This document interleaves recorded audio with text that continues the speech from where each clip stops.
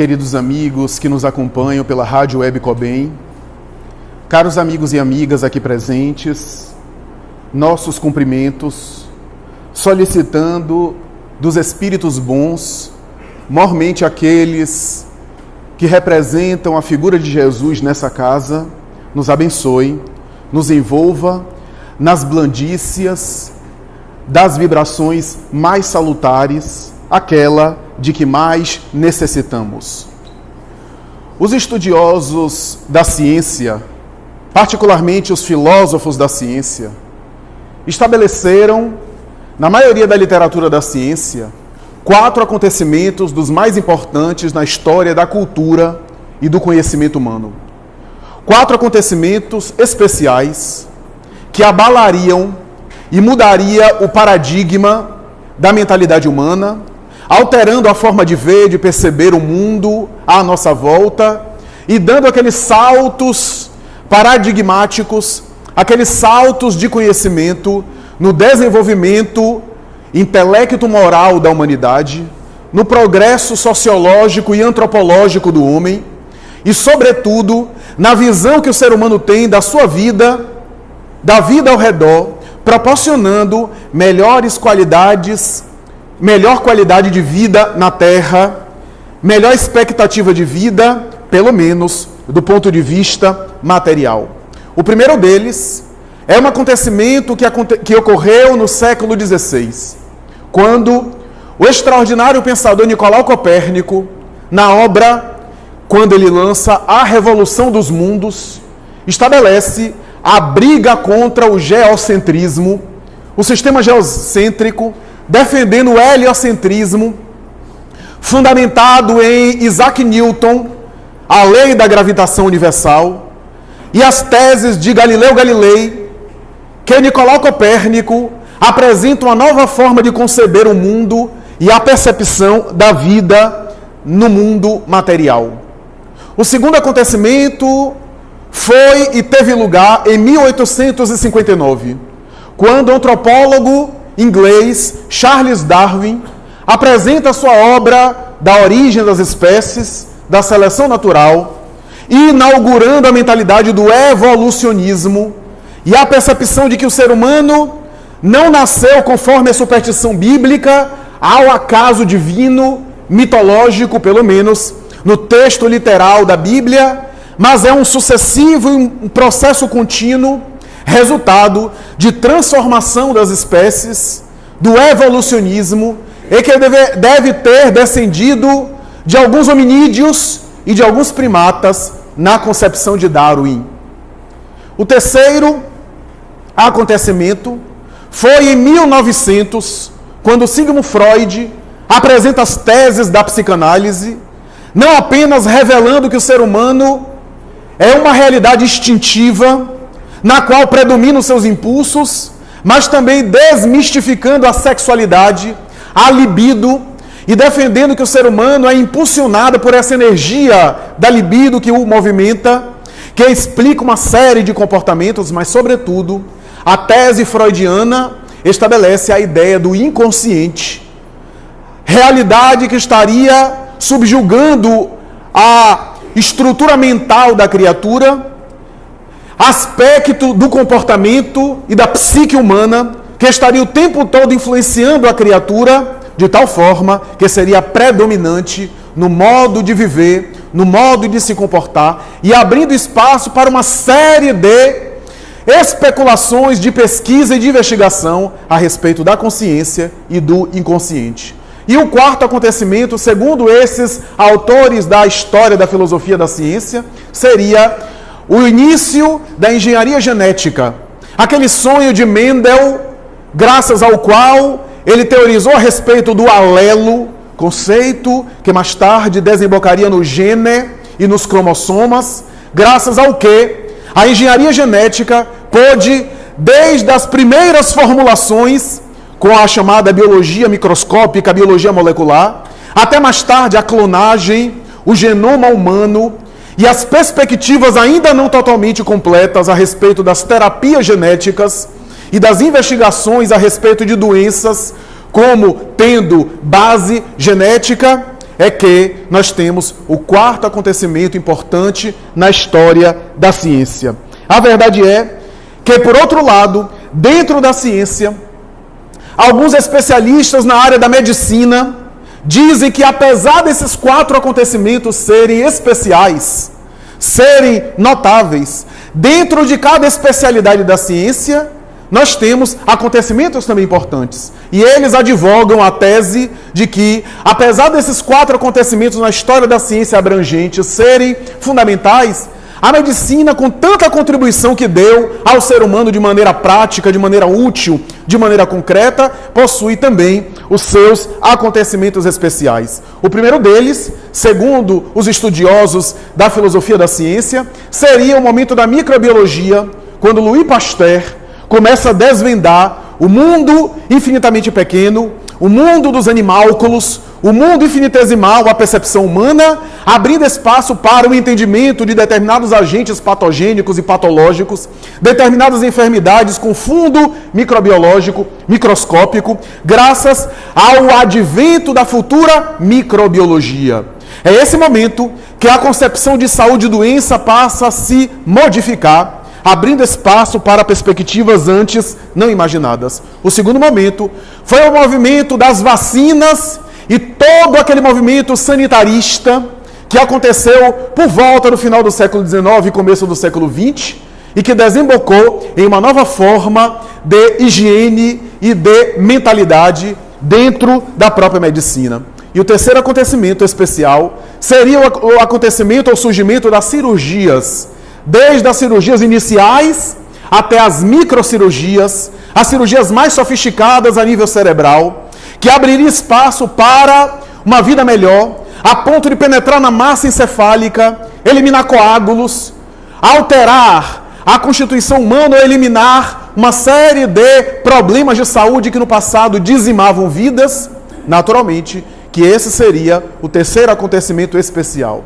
A verdade é que na medicina ou na ciência abrangente, o que esses grandes autores esqueceram é que há um acontecimento que passa despercebido. Acontecimento que até hoje não é totalmente compreendido e, em grande parte, ignorado. Acontecimento que parece ser desconsiderado pela nossa mentalidade convencional.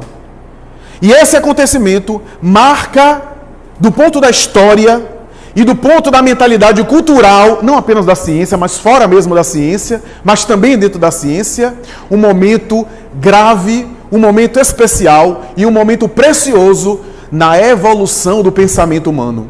Me refiro ao advento da doutrina espírita. Porque foi em 1857, quando Allan Kardec apresenta o Livro dos Espíritos no coração de Paris, em um cenário cultural predominantemente materialista, em um paradigma cultural cético, nihilista, naquele momento especial da cultura europeia em geral e francesa de maneira especial, é que Allan Kardec apresenta o Livro dos Espíritos, inaugurando uma nova mentalidade na Terra, que à época, quando ele apresenta, por ser uma pessoa respeitada nos arraiais da academia, por ser alguém de cultura e de ciência, o seu livro vai ser lido pelas maiores mentalidades da Europa, os maiores estudiosos e pensadores contemporâneos dele, que por respeito à sua inteligência e ao seu status, leram a obra monolítica, o Livro dos Espíritos, que se esgotou rapidamente na primeira edição, para abrir espaço para novas publicações, e mais tarde a obra subsequente, que deu origem à ciência espírita, à doutrina espírita, à filosofia espírita. E nesse imbróglio, nesse caldo de cultura, esse momento, um dia, vai ser inscrito nas páginas da literatura universal como um acontecimento de grande relevância. Porque a doutrina espírita, quando se apresenta na Terra, na opinião autorizada do espírito Viana de Carvalho, por meio do médium Divaldo Franco, inaugura a futura era do espírito imortal. A futura era da espiritualidade. A futura era do ser imortal, do ser futuro que ainda nós não conseguimos alcançar. Do homem e da mulher por vindoura que nos aguarda. que estamos caminhando para esse momento. Esse homem, esse biótipo de homem e mulher espiritual no futuro foi antecipado, foi lançado pelo advento da doutrina espírita. Porque a doutrina espírita, na sua estrutura especial de conhecimento, tem um aspecto científico, ciência de observação, afirma Allan Kardec, mas também deságua nas conclusões filosóficas a partir da prova cabal do fenômeno, os espíritos que voltam para se comunicar, abrindo espaço para as consequências filosóficas. Quem sou eu? De onde eu vim? Para onde vou? Por que eu estou aqui? Por que eu sofro? Qual a finalidade da vida humana? Por que o comportamento dessa ou daquela forma me torna melhor ou pior? Questões que norteiam a filosofia ao longo dos tempos. O que é a criatura humana? Para onde a criatura humana vai? Qual é o sentido da existência humana?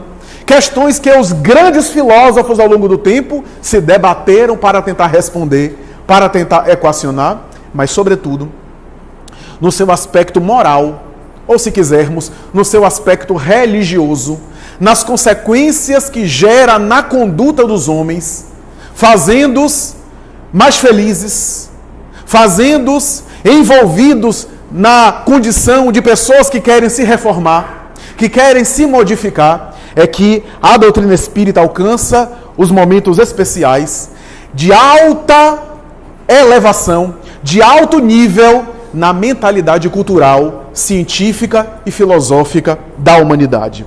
A verdade é que Allan Kardec examina os grandes problemas que inquietam o ser humano nas 1019 questões de O Livro dos Espíritos para apresentar à humanidade uma estrutura doutrinária que ele próprio reconheceu que não era original do Espiritismo, que está presente na história humana, que está presente em todos os momentos culturais, de forma esparsa, confusa, supersticiosa, distorcida, envolvida em um caldo cultural dos mais variados preconceitos, misturada com um monte de paixão e de preconceito humano. Mas a doutrina espírita sempre apareceu de maneira fragmentada, de maneira isolada, de maneira bipartida, de maneira seccionada ao longo da cultura humana. O que Allan Kardec fez foi reunir, foi organizar, foi coordenar esses elementos espalhados, retirando os excessos, retirando os erros humanos que neles se enraizaram, retirando os preconceitos e superstições e apresentando a doutrina com a linguagem mais clara, mais acessível, sem o esoterismo, sem a linguagem para os iniciados, sem uma linguagem difícil de ser penetrada, para ser fácil e acessível à humanidade em tempos em que a humanidade já se encontra preparada para compreender. Allan Kardec, no entanto, quando ele vai apresentar justificativa para dizer porque os princípios do Espiritismo são aqueles, os princípios básicos, Deus, imortalidade da alma, comunicação com os espíritos, pluralidade das existências corporais, pluralidade dos mundos habitados, Jesus como guia modelo e o seu evangelho como roteiro moral máximo e referencial. Quando Allan Kardec vai justificar o porquê esses princípios e não porquê outros, porque ele escolheu aquelas colocações, foi algo deliberado? Algo pessoal? Algo arbitrário? Ou foi algo muito bem pensado? E ele vai dizer que sempre houve dois critérios na ciência espírita para que ela tenha status de ciência. Não a ciência acadêmica convencional. Até porque não tem o instrumental teórico-prático das ciências convencionais. Não tem o método epistemológico das ciências convencionais. Mas o Espiritismo é ciência porque tem o seu método, que pode ser replicado, que pode ser reproduzido. Porque toda ciência tem que ter um método, onde eu faço um experimento aqui e alguém em outra parte do mundo pode fazer o mesmo experimento e chegar à mesma conclusão.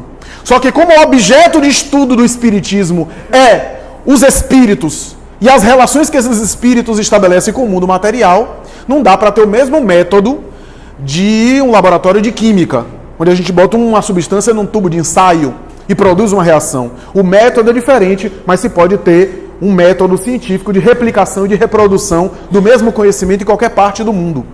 Allan Kardec vai dizer que, primeiro método, que ele chama universalidade do ensino, o que significa dizer quando uma informação é repetida várias vezes por diversos médiuns às vezes que não se conheçam, espíritos diferentes, falando a mesma coisa, se trata, portanto, de uma replicação, reprodução de uma mesma informação. Portanto, não é uma opinião pessoal de um espírito, mas é a opinião dos espíritos. E a doutrina não é de um espírito, mas é a doutrina dos espíritos. Esse foi o método que Allan Kardec estabeleceu. Porque como a morte não muda ninguém, como desencarnar, a pessoa desperta no além conforme era?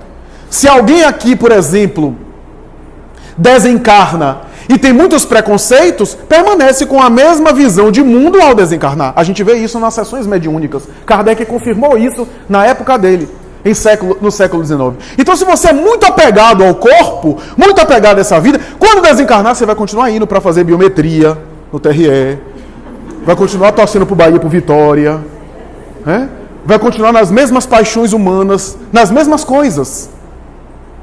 Porque é a mentalidade. Então, a depender do nível, o indivíduo desperta e continua tendo o mesmo tipo de existência, a depender do seu apego maior ou menor com relação ao mundo material, a sua fixação. Allan Kardec percebeu isso. Por isso, a opinião de um espírito, nada mais, nada menos do que uma opinião. Da mesma forma que na ciência, um pesquisador tem a sua opinião. Não existe na ciência o critério de autoridade. Ele precisa demonstrar que o seu conceito dentro da ciência é válido, com a reprodução, inclusive, dos seus estudos por outros pesquisadores. Do contrário, se trata apenas de uma opinião pessoal. Esse é o primeiro ponto. E o segundo ponto, diz Allan Kardec, o que eu acho maravilhoso, o que eu acho fenomenal, é que Allan Kardec não parou no ponto de um método científico, positivista, empírico, laboratorial. Por quê? Porque a gente pode ser enganado também. Quantas coisas na ciência aparentemente se confirmaram e com o tempo se demonstrou que não era bem aquilo, que era outra coisa. Quanta coisa na história que até a maioria falava, a gente não está falando de maioria, a maioria dos espíritos falando. A maioria falava e era errado. E com o tempo se demonstrou que a maioria estava errada. É certo que o método de Kardec é bem seguro, porque assim, não dá para enganar, mesmo a maioria falando, não dá para enganar para sempre. Até engana durante muito tempo. Veja a Idade Média, foi 1000 anos de treva na Idade Média, onde a Terra era plana. Mas não dá para ficar para sempre assim. Uma hora o progresso se faz. Mas o segundo ponto, Allan Kardec vai dizer, o bom senso. A senso-razão. Ou seja, uma informação que chega no mundo espiritual, necessário passar pelo crivo da coerência. Tem coerência? É racional? Explica as coisas de maneira sensata? Tem uma outra alternativa que explica melhor do que aquilo? Tem uma outra ideia que consegue explicar melhor? É anticientífica? Ou é coerente com a ciência? Então, a universalidade do ensino e a senso-razão. Foi isso que ele fez com a doutrina da pluralidade das existências carnais. Uma das teses espíritas mais difíceis para ele chegar à conclusão. Por quê? Porque o Ocidente era não reencarnacionista. O Oriente era, mas o Ocidente não. Ele vivia numa França católica. Ele precisou pensar, aprofundar muito. Então, quando eu vejo gente dizendo assim, o Espiritismo é fruto de um mundo ocidental, cristão, católico. E a reencarnação? Que não era ocidental. Que nem se ventilava a falar dela no século XIX, numa França católica, predominantemente católica, não reencarnacionista. Então ele teve que pensar muito. Ele próprio diz em alguns momentos que os espíritos que se comunicavam, alguns eram ainda inferiores, que estavam na atmosfera da França, e por terem os preconceitos, continuavam falando que a reencarnação não existia. Ele teve que se comunicar com mais de 1000 centros espíritas diferentes, em diversas línguas, para chegar à conclusão da reencarnação. Primeiro, pela universalidade, a maioria repetia, e segundo, pelo bom senso. E é por isso que o Livro dos Espíritos ele tem um capítulo chamado Considerações sobre a pluralidade das existências. Depois que os espíritos falam de reencarnação, ele faz um texto, que ele resume tudo nesse texto,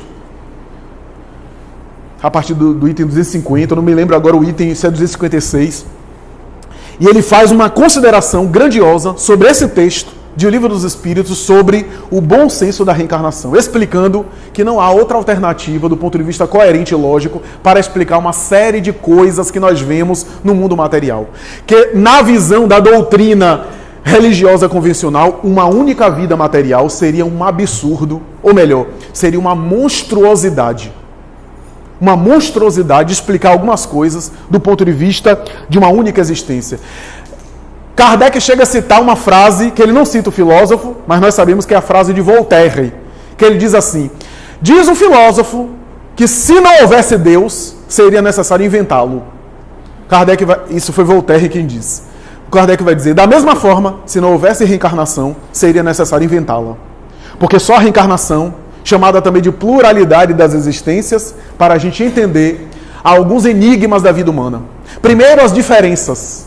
Diferença de intelecto, diferença de sabedoria, diferença de predisposições e de tendências. Será que se você pegar, por exemplo, um Hottentot, um aborígene, um homem pigmeu da África e colocar em Harvard, ele terá a mesma habilidade de Stephen Hawking, recentemente desencarnado, ou de Albert Einstein? Será que a inteligência é apenas fruto de educação? Fruto de um ensino do meio? Por que as pessoas são tão diferentes em termos intelectuais? Será que se todas as pessoas tivessem os mesmos meios, não que os meios não sejam importantes, teriam a mesma inteligência? Como explicar um gênio precoce de Mozart, que com 7 anos encantava o mundo com as suas melodias? Como explicar essa genialidade, essas aptidões que as criaturas trazem? E mesmo nós, aqueles que não são gênios, que temos propensão mais para uma área do que para outra, uma facilidade maior para uma área do que para outra, e as diferenças humanas, em termos intelectuais, em termos filosóficos, em termos morais, se não houvesse reencarnação, seria necessário inventá-la. E como explicar as diferenças de destino? Porque algumas pessoas parecem que têm uma vida muito fácil, onde tudo parece mais fácil, elas parecem conquistar tudo, e outras parecem que lutam com dificuldades desde o berço. Por que essa diferença? Como explicar essas diferenças? Como explicar gêmeos monozigóticos, mesma carga genética? Um apresenta uma série de deficiências físicas e psiquiátricas e o outro totalmente saudável. A embriologia, a eugenia, a embriogênese não consegue explicar totalmente. Como entender essas questões do ponto de vista de uma única vida ou do ponto de vista material? Como explicar e dar a mesma cota de responsabilidade a alguém que teve bastante esclarecimento e a outra pessoa que viveu na ignorância a vida inteira e que cometeu alguns desatinos? Como explicar a alguém que tem, por exemplo, uma vida toda correta e aí comete um equívoco? Como ele vai ser avaliado? Vai para o inferno ou vai para o céu? E outra pessoa que não teve a oportunidade de ter uma vida correta porque viveu no meio de ignorância, foi orientado assim, aprendeu assim, e lá para o final da vida muda de conduta, mas não há tempo de ele refazer tudo. Qual é a equação e a chamado fiel da balança no conceito da justiça para equilibrar essas diferenças? Uma pessoa que tem o tempo e que tem uma vida longa para se reformar, mudar de conduta e fazer o bem, e a outra pessoa que não tem tempo e morre com menos de 20 anos de idade. E uma criança que morre e nasce e morre. Ela vai para o inferno ou para o céu? Não fez o bem, não merece para o céu. Mas não fez o mal também. Então, para onde vai? São questões que Kardec discute. Discute de tal forma essa doutrina antiga da humanidade. Porque a doutrina da reencarnação, chamada por ele de pluralidade das existências, é uma das propostas mais recuadas do pensamento humano. Encontraremos ela na origem de quase todos os sistemas filosóficos e religiosos. De quase todas as propostas da mentalidade humana. A reencarnação aparece na mentalidade do samsara no Oriente, seja no hinduísmo, seja no budismo. Aparece na chamada roda das reencarnações purificadoras, nas quais o indivíduo, segundo a mentalidade oriental, voltava essa roda, voltava e repetia experiências nessa roda de samsara, até conseguir se libertar desse ir e vir, que era chamada reencarnações inferiores. A repetição dos mesmos equívocos, o retorno material. Platão dizia que viver é recordar, ou recordar é viver. Porque trazemos experiências do mundo das ideias, para o qual voltamos e regressamos ao mundo das sombras, como ele dizia, ou a sombra da matéria, até o momento que sintonizarmos com o eidos, a ideia, superarmos a sombra, e aí não precisarmos mais voltar ao mundo material. Essa era a doutrina socrática que era ensinada por Platão, o seu discípulo mais fiel. E se nós examinarmos toda a tradição antiga, todas as culturas, algumas já desaparecidas, quando eu me recordo da cultura gaulesa, da cultura druida, da cultura celta, dos ameríndios, dos índios tupi-guarani aqui no Brasil, falando do rio Solimões, onde o indivíduo deveria voltar a viver, mergulhando na mentalidade da metáfora, né? A reencarnação. Ou o símbolo da serpente em povos colombianos, bolivianos, das Américas, que fala da serpente que volta à terra no processo de vir a ser, no processo de retorno à matéria, no processo de reencarnação. Os livros sagrados das religiões abordam a tese reencarnacionista. Todos eles. Do livro tibetano dos mortos, ao livro dos mortos do Egito, ao Mahabharata, ao Vedanta, coleção de livros sagrados da Índia, ao Bhagavad Gita, aos Upanishads, a uma série de livros da tradição oriental, as velhas teses do confucionismo, do taoísmo, de Lao Tse, todos eles falam da necessidade de voltar à matéria, e na antiga Palestina do judaísmo se fala também, quando pegamos a Bíblia e vemos o termo ressurreição da carne. A ressurreição, na expressão judaica do hebreu, era o retorno à carne. No Evangelho de Jesus, há duas palavras, a ressurreição da carne e ressurreição dos mortos. A ressurreição dos mortos é quando o indivíduo morre e reaparece depois de morto. Jesus ressuscitou dos mortos. A ressurreição da carne é quando o indivíduo ressurge na carne em uma nova experiência material. Portanto, era a doutrina da reencarnação. No Evangelho de Jesus, nós temos vários exemplos disso. Desde o episódio do nado cego, o chamado cego de nascença, quando Jesus se aproxima dele, e pela primeira vez, talvez no Evangelho, ele utiliza de um artifício material, cospe no chão, transforma com a sua saliva a terra em lama, passa no olho do indivíduo, talvez para impressionar, porque precisava do magnetismo da pessoa, da sintonia. Por isso que ele dizia, e tu crês que eu te possa curar? Que queres que eu te faça? Era a contribuição do paciente, para que o seu magnetismo encontrasse ressonância no psiquismo do indivíduo. Ele utiliza de um símbolo material, desnecessário talvez, para ali imprimir a sua cura. Vai e lava-te nas águas. E depois que ele lava, recupera a visão. E o diálogo com os discípulos é interessante. Senhor, quem foi que pecou? Ele ou os pais dele? Primeiro, se o indivíduo nasceu cego e ele pecou, ele só pode ter pecado em outra vida. Se os apóstolos perguntaram isso a Jesus, é porque os apóstolos conheciam a reencarnação e acreditavam nela. Quem foi que pecou, Senhor? Ele ou os pais? A ideia dos pais é porque Moisés havia estabelecido que os filhos pagarão o pecado dos pais a partir da terceira geração. Depois foi traduzido errado e ficou só os pais. E aí algumas pessoas, principalmente alguns irmãos nossos protestantes, têm essa mentalidade de dizer que os filhos pagam, o que é uma injustiça. Imagine um pai comete um crime e o filho que responde pelo crime do pai. Mas a partir da terceira geração, não. Porque a partir da terceira geração, eu posso reencarnar como neto de mim mesmo. Como filho, não. Mas eu posso voltar na terceira geração sendo neto de mim mesmo. Voltando à matéria como sendo filho do meu filho. Essa é a ideia. Por isso os filhos pagarão os pecados dos pais. Jesus responde, não foi nem ele que pecou, nem os pais. Mas ele está aí para que se faça a vontade de Deus. Amélia Rodrigues Espírito, por Divaldo Franco, vai dizer, era um voluntário. Escolheu a cegueira sem necessitar, sem ter um débito, porque nem todo sofrimento que a gente passa nesse mundo é dívida do passado. Porque se todo o sofrimento que a gente passasse fosse dívida do passado, aqui para nós não ia dar tempo de evoluir, porque é tanta dívida. Chico dizia isso, né? Chico dizia que se a nossa vida na matéria fosse apenas resgatar o que já foi feito, já não ia dar mais. Que é tanta coisa. Tem gente que está repetindo equívoco há 500 anos, o mesmo equívoco. Não tem nem criatividade de errar diferente. Erro, o mesmo erro. Nós temos isso. Aliás, Dizem os espíritos que a maioria de nós está repetindo os mesmos equívocos há 500, 600, 700 mil anos. E o que é mais importante, normalmente com as mesmas pessoas.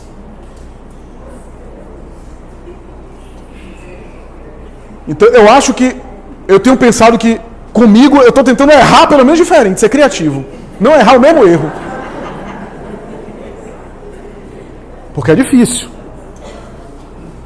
Então, ali estava a explicação que nem toda dor é o resultado de um processo do passado. Há sofrimentos que são ou opção do espírito para fazê-lo evoluir, escolha voluntária, ou então o processo da própria reencarnação, da própria vida, que como pedagógico impulsiona o espírito para frente. Permite que o espírito evolua. Porque as experiências, as mais comezinhas, as mais detalhadas, mais pequenas, podem ser elementos de ensinamento para nós se a gente extrair delas a lição, mesmo que aquilo não estava sendo programado. E nem tudo é programado. O que é programado é o aspecto geral, o contexto onde a gente vai viver, as pessoas com as quais a gente vai relacionar por necessidade espiritual. Mas o que é que a gente vai fazer disso? Só Deus quem sabe, e Deus nos proteja. Que tem a ver com o livre-arbítrio humano, com as escolhas que a gente opta, que a gente faz. Então eu vejo muita gente também achando que tudo é vida passada. Ah, está na vida passada. Se foram escolhas minhas do passado. Eu conversava com uma pessoa, ela disse assim, eu não arranjo namorado, é coisa de vida passada. Ele diz assim, você sai, eu detesto sair. E pelo menos na internet, não, eu não gosto nem de computador. Então vai ser um karma mesmo. E nem na próxima você vai arranjar. A pessoa não sai de casa e quer arranjar namorado? Não é da vida passada, é escolha atual. Tem coisas que são escolhas atuais. Opções atuais. Então, é algo que a gente precisa meditar. O nado cego é esse símbolo de que boa parte das experiências humanas, diz Allan Kardec, são situações da vida presente. São desafios da vida presente. São experiências atuais que a gente precisa, de alguma forma, superar. Que são ensinamentos da vida para o nosso futuro. E não apagar o nosso passado. Porque o resgate é importante. É importante resgatar a coisa do passado. A gente está resgatando também. Todos nós. Mas se o resgate só fosse suficiente, a gente ficaria resgatando e errando de novo. Então seria um negócio de débito e crédito toda hora. O resgate é importante. Mas o mais importante é, no resgate, o quanto eu cresço. O quanto eu evoluo nesse resgate. O resgate é parte do processo da evolução. Que é o resgate de débitos, de erros que eu cometi. Mas a divindade não é cobrador de imposto. Não é Receita Federal. Com todo respeito à Receita Federal. Mas não é. Deus não está lá assim, vamos ver agora, ele resgatar tudo agora. Não é essa a mentalidade divina. A mentalidade divina é o seguinte, os resgates acontecem como uma forma de despertar o espírito para novos caminhos evolutivos, para ampliar o seu processo de sensibilidade, para fazê-lo amadurecer, porque há situações, pelo menos em nosso nível ainda de consciência, que se não fossem as dificuldades, a gente ainda estaria na barbárie. São as dificuldades que nos movimentam, por incrível que pareça. É aquela coisa, a gente gosta do chicote. Porque quando está tudo bem, a gente não se movimenta. A gente fica na zona de conforto. Mas quando as coisas começam a nos incomodar, e aí a gente começa a se aprimorar, a evoluir, a querer crescer. Então, há situações que ainda a gente não consegue aprender, senão nos obstáculos. Nas situações difíceis pelas quais a gente passa. O exemplo do nado cego é isso. Então, o resgate é parte do processo. Mas o quanto eu estou crescendo com esse resgate? Eu estou resgatando, mas eu estou evoluindo também? Eu estou avançando ou só estou resgatando para acumular dívidas depois? Então eu me purifico agora num processo de saúde para mais tarde eu me exceder e maltratar meu corpo e ter outra doença. Aliás, há um caso célebre de Jesus curando alguns doentes que voltaram a adoecer, tiveram doenças piores. Porque depois que foram curados, saíram para a farra. Mas a farra da pior espécie, para prostíbulos e para excessos. Então, esse é o exemplo. Jesus, então, naquele nada ao cego, ele explica muita coisa. Mas também, em outro momento, ele pergunta: quem dizem os homens que eu sou? E os apóstolos dizem, se dizem é porque as pessoas acreditavam. Dizem que você é Jeremias, que você é Isaías, que você é Elias, que você é um dos profetas que voltou. Ora, era a ideia da reencarnação.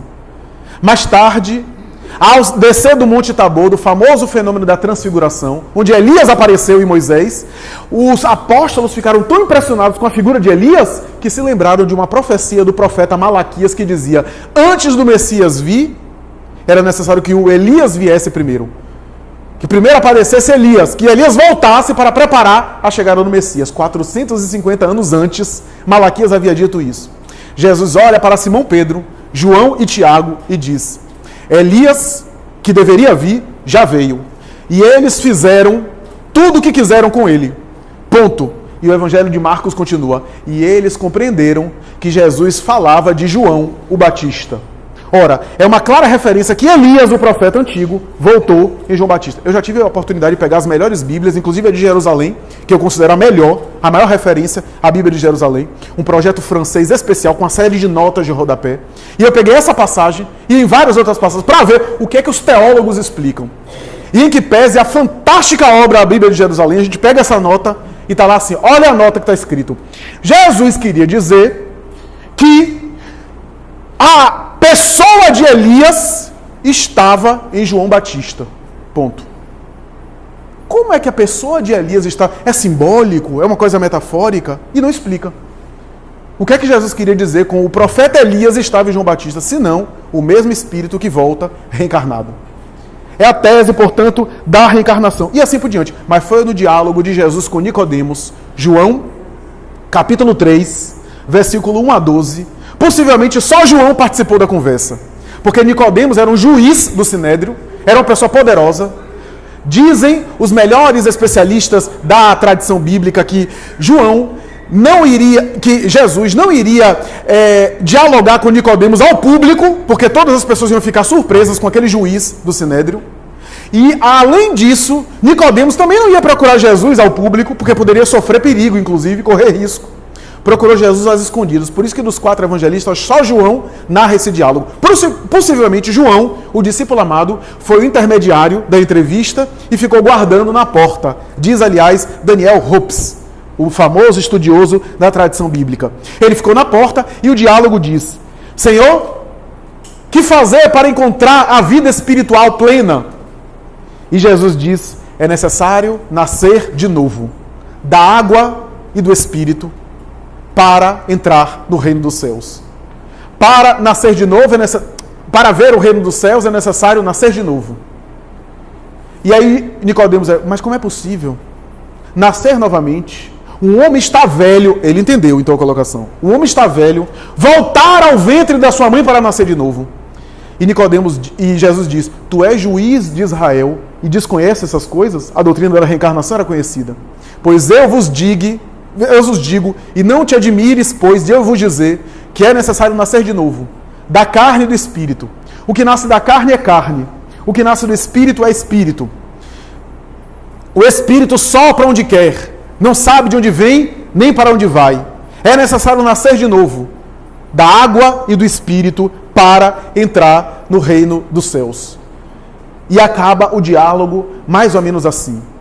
A ideia de nascer da água gerou uma confusão absurda ao longo dos tempos. Porque se acreditou no futuro que nascer da água é ser batizado.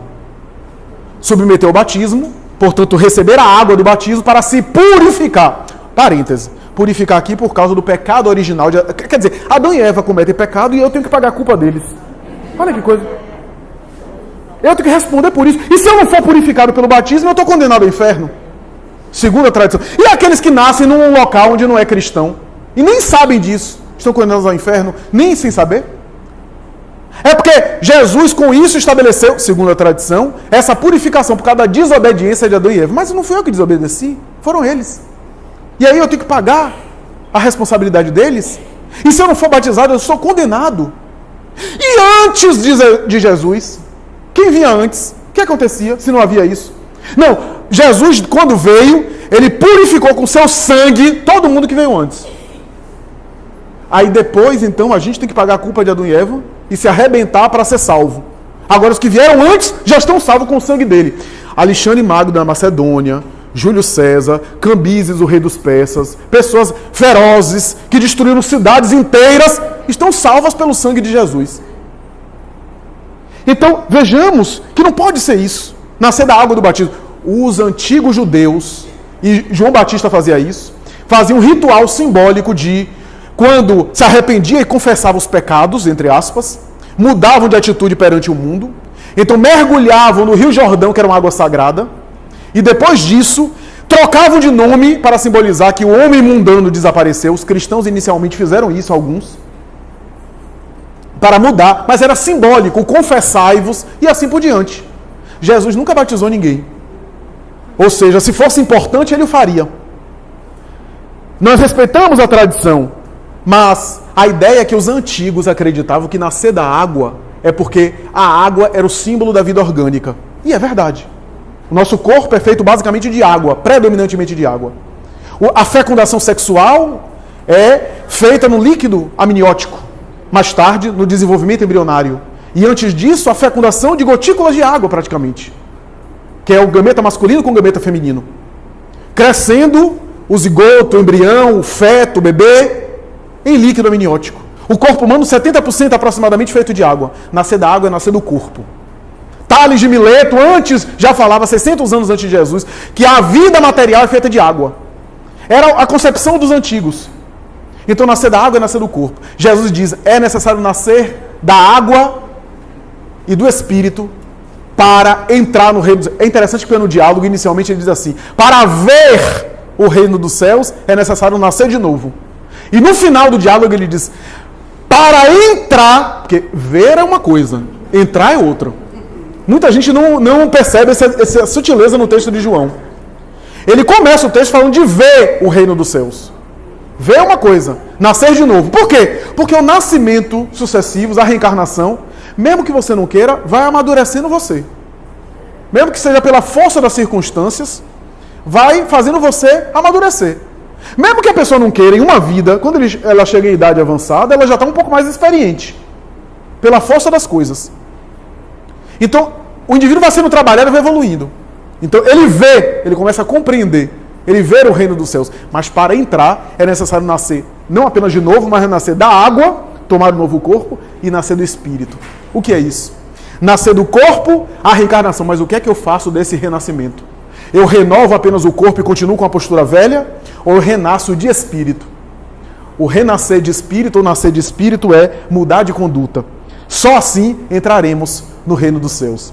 E assim, meus amigos, nós vemos a reencarnação sendo apregoada após Jesus, os grandes pais da igreja, os neoplatônicos de Alexandria, os grandes pais da patrística, todos eles eram reencarnacionistas. Mais tarde a reencarnação no Ocidente foi banida a partir de 553, no segundo concílio ecumênico de Constantinopla, quando o papa da época foi convocado pelo imperador romano e foi decidido que a reencarnação era uma heresia e deveria ser retirada do Evangelho de Jesus, de uma maneira bem democrática.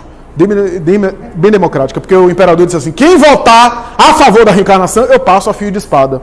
Então foi uma coisa assim, bem processo democrático do Estado de Direito, todo mundo votou contra a reencarnação, claro, e a tese, a reencarnação, no entanto, vai mais tarde, porque a doutrina reencarnacionista, a expressão reencarnação é uma palavra nova.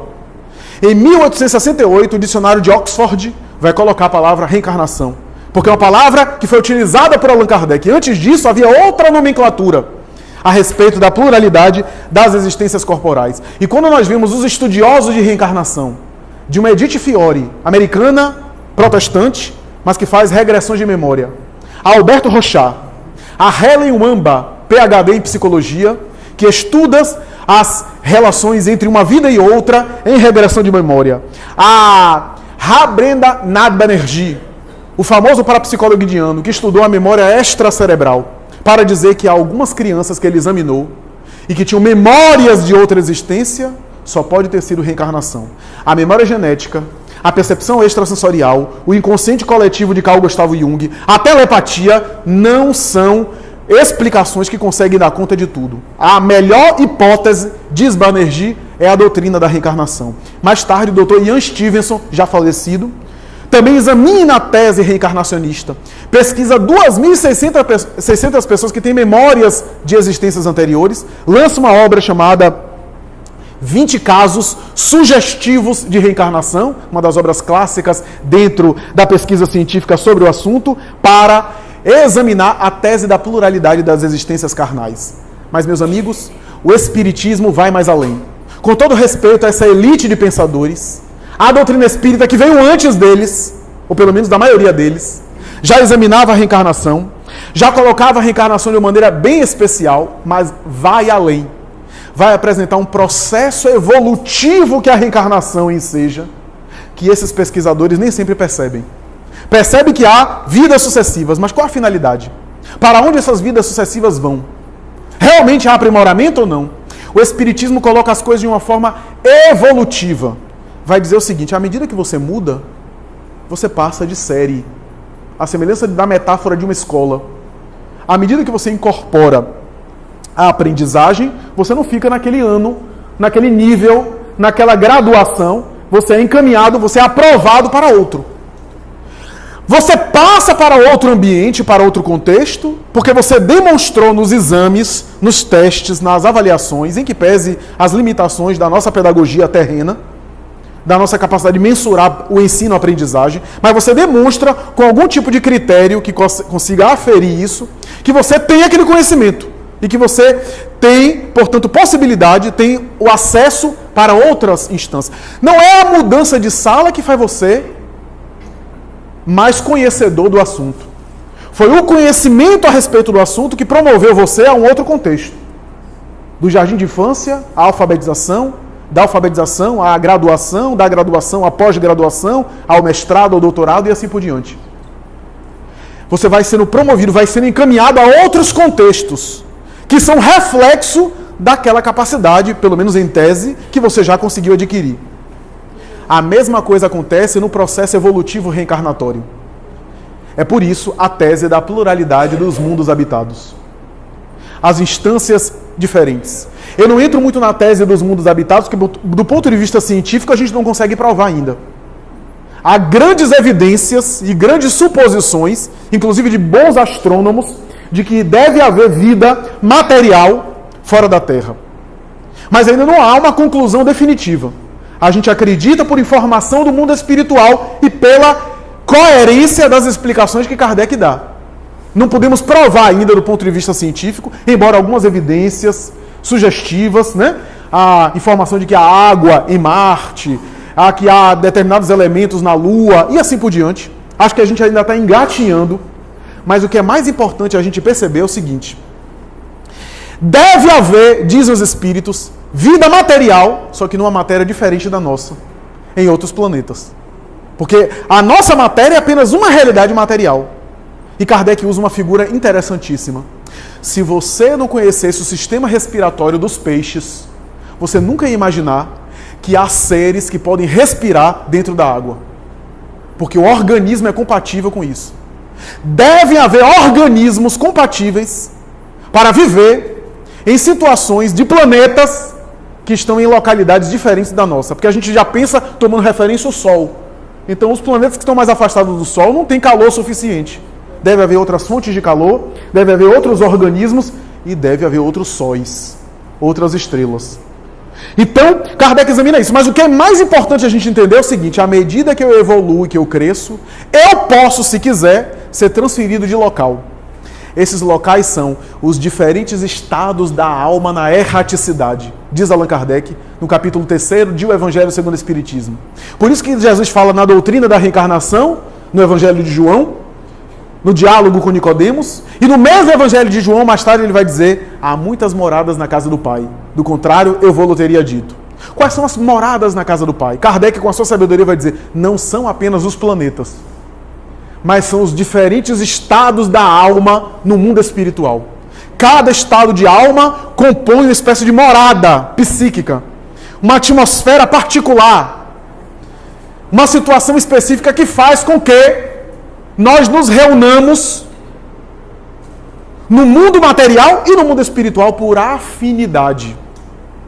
Já notaram como a gente tem afinidades que a gente nem sabe, daqui a pouco a gente está se aproximando de determinadas pessoas, repelindo outras, por afinidade, ou falta de afinidade intelectual, cultural, emocional. São as afinidades que a gente tem dificuldade até de explicar por quê. Essas afinidades psíquicas. Se eu separar aqui por exemplo, profissão, cada pessoa vai se buscar aqui pelo tema e pelos assuntos das suas profissões. Porque tem assunto para conversar dentro da esfera profissional. Se eu separar por outros temas também, há determinadas afinidades que nos ligam. Moralmente também, eu falei isso numa casa ontem. Se você é fofoqueiro, continue, porque você vai ver quanto fofoqueiro ao redor de você. Já notaram como fofoqueiro sempre tem um, que é até mais? Afinidades. Porque há pessoas que se viciam nisso e gostam disso. Né? Então, não é só tricotear no tricô, é tricotear a vida alheia também. Através dessa coisa, desse vício que a gente vai alimentando. E assim, qualquer situação, o que você vai gerando na vida, a vida vai devolvendo para você. E você vai tendo as companhias encarnadas também. Eu não estou nem falando de desencarnada, que isso é óbvio. A nuvem de testemunhas.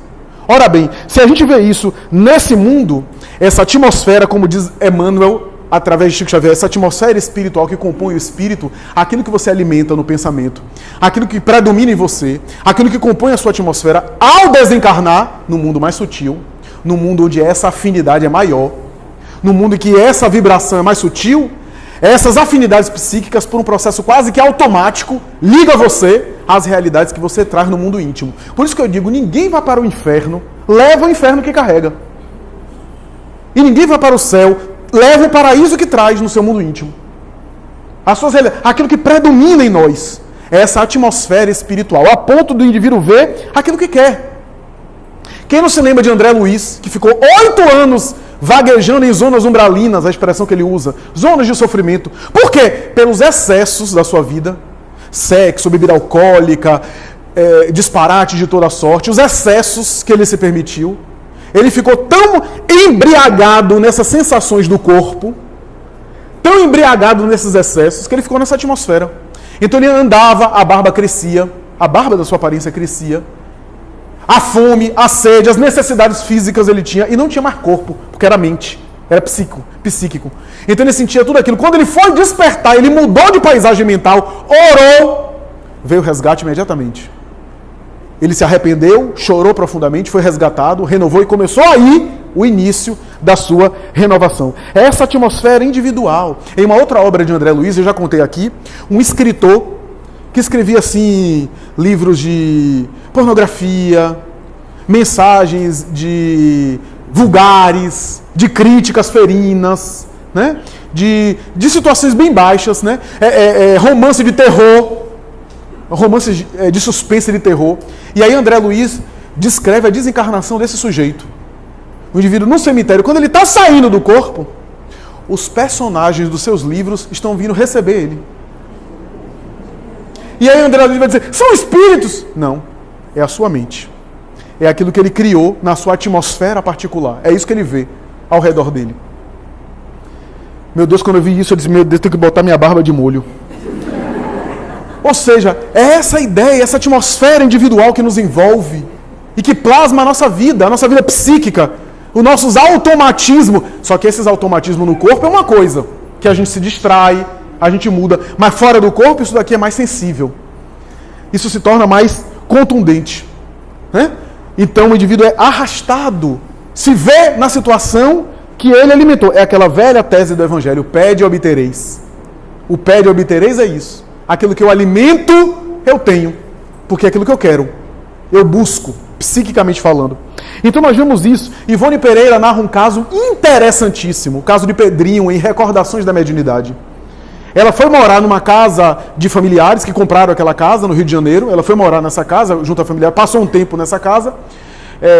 Só que essa casa, embora foi reformada, antes era um casebre antigo do Rio de Janeiro, do final do século XIX e começo do século XX. E era um casebre assim, antigo, com horta, né, um casebre assim, rural. E um dia ela estava nessa casa, ela saiu do corpo, na sua emancipação da alma. E ela viu uma atmosfera da casa totalmente diferente, como era antiga. Quando ela viu, ela ficou surpresa. Ela disse, meu Deus, essa atmosfera está convivendo com a atmosfera material. A casa já foi reformada, mas... E ela não entendeu por que aquela atmosfera. Quando ela chega, ela vê um antigo morador da casa ali. Anos, décadas, se aproxima e começa a fazer diálogo com ele. Era um antigo indivíduo, um indivíduo muito modesto, um homem do campo, né, que era dado a práticas de chamada magia, né, de trabalhos espirituais, vulgarmente chamado na cultura popular de macumba. E esse indivíduo, que se sentiu muito traído, porque quis vender a casa, alguém não quis comprar a casa, e ele queria vender, o indivíduo que queria comprar a casa na mão dele, pegou a escritura da casa e saiu, mas não deu dinheiro a ele. O indivíduo morreu, Ivone diz assim, pelas características do seu perispírito, ele deve ter morrido de algum processo de trombose, de circulação, porque as pernas dele estavam inchadas, e continuavam inchadas no além. Inchadas, como se fosse elefantíase, mal, sentindo dores, e ela começou a fazer amizade, começou a dizer, Pedrinho, vá para o hospital, você precisa de tratamento, olha como você está. Não, sim, chamava ela assim. Eu não vou sair daqui não, enquanto esse indivíduo pode vir com a escritura da casa e tomar conta da minha casa, ele precisa me pagar o que ele me deve. Olha, o espírito apegado a isso. Já não estava no corpo, a atmosfera já era outra, mas aquela atmosfera era a atmosfera que ele criou. Pela reflexão e pela lembrança. Ele pensava tanto nisso que ele criou isso. E ele não conseguia sair disso. Depois de muita conversa com esse espírito, muita conversa, Ivone viu um espírito superior, um benfeitor espiritual aparecer, bem trajado, se aproximou e disse assim, eu compro a casa na sua mão. Pegou a quantia de dinheiro, deu a ele. Naquele momento ele relaxou, recebeu o dinheiro, ficou totalmente relaxado. Quem não fica aliviado, né? Ficou aliviado. Psiquicamente ele se abriu favoravelmente. O espírito pegou ele, levou ele para uma colônia espiritual. Agora você vai se tratar, você vai para o hospital. E ele aceitou. Quer dizer, fez uma espécie de truque. Ivone até dialoga, mas não foi uma farsa, a gente não mentiu para ele. E aí o espírito disse que em nome da verdade ele não podia manter ele naquela situação. Depois ele ia saber. E o que é verdade ou mentira? Se não conceitos relativos. E o Charles explica a ela que a pessoa teve que materializar dinheiro em espécie e dar a ele para psicologicamente ele se abrir à ajuda espiritual, a atmosfera que o indivíduo cria. Então essas paisagens espirituais, nós o tempo todo estamos fazendo. O processo reencarnatório vai fazendo a gente mudar de paisagem. As paisagens mentais, a atmosfera individual e, por consequência, no reflexo, o mundo ao redor. Porque as colônias, as realidades espirituais são apenas reflexos do nosso psiquismo, da nossa consciência. E mais tarde outros mundos, tanto quanto o progresso desse mundo, os estados desse mundo que também se modificam com a modificação dos próprios espíritos que se encontram nesse mundo. Porque os mundos também evoluem. Os orbes também progridem. Por isso essa ideia de que em alguns momentos os espíritos podem transmigrar para outros mundos, tanto em missão especial para planos inferiores, como também sendo exilados para planos inferiores por impossibilidade, por inadequação, em função dos erros repetidos, em função dos equívocos cometidos. É a tese do paraíso perdido. Emmanuel vai dizer, em todas as culturas antigas havia a tese do paraíso perdido, que é um arquétipo. Por quê? Porque aquelas culturas, egípcio, hebreu, hinduísta, ariano, aquelas culturas antigas, todos eles eram exilados. Daí o mito de Adão e Eva, né? A expulsão do paraíso. Não é o paraíso, aqui para nós, o paraíso que Adão e Eva foi expulso é uma região que, segundo a Bíblia, está localizada no Iraque. Que horror, que paraíso. Não era um paraíso literal. Era a ideia de um paraíso espiritual, que eles foram exilados e foram à Terra. E na Terra, a Terra naquela época era um inferno mesmo. Era uma situação hostil, primitiva. Então esses indivíduos que produziram essa cultura do paraíso perdido, dos céus que se perdeu, do anjo que caiu, do Lúcifer que foi castigado por Deus e teve que ir aos infernos. É essa intuição desses espíritos que foram exilados e que foram esses espíritos que formaram a cultura nossa terrestre, que produziram a cultura terrestre nossa, que é a tese espiritualista antiga de Capela e de outras tradições e de outras mentalidades. Por isso, meus amigos, entender que os mundos evoluem, que há essa transmigração das almas, essas relações internacionais, entre aspas, entre espíritos de diversos planetas, mas, sobretudo, que o nosso mundo íntimo evolui. A nossa paisagem mental progride. O nosso mundo interno se desenvolve à medida que a alma também evolui. Jesus, quando esteve conosco, trazia no seu mundo íntimo esses planos elevados, esses planetas evoluídos. Ele trazia as moradas da casa do Pai, tudo dentro dele. Jesus representa o futuro da humanidade. Não o barbudo filho de Maria e de José, Nazareno, mas o Espírito que estava naquela personalidade, cuja lição e conduta representava o modelo da plenitude desses mundos avançados. E quando eu falo mundo, não é apenas mundo material, mundos espirituais também, colônias espirituais, regiões sublimes que nos aguarda. A sua conduta, a sua lição, a sua mensagem é o roteiro para chegarmos lá. O roteiro para chegarmos lá. E uma coisa que Deus coloca na gente que às vezes a gente não gosta, que é o seguinte: a obrigação e determinação divina, você vai chegar lá. Tem gente que nem quer chegar. Porque por masoquismo a gente gosta de sofrer. Mas Deus diz, você vai chegar na plenitude. Agora, chegar mais cedo ou mais tarde é a opção do livre-arbítrio. Tem gente que fica repetindo de ano. A maioria de nós fica repetindo de ano. E tem outros que opta por acelerar e adiantar mais o seu progresso. A finalidade é chegar lá. Nenhuma das ovelhas de meu pai se perderá, mas todas elas terão que pagar ceitil por ceitil do que devem. Isso é, recompor-se emocionalmente, aprenderem experiência, iluminares, evoluírem, engrandecerem-se para serem cada vez melhores. Muita paz, muito obrigado.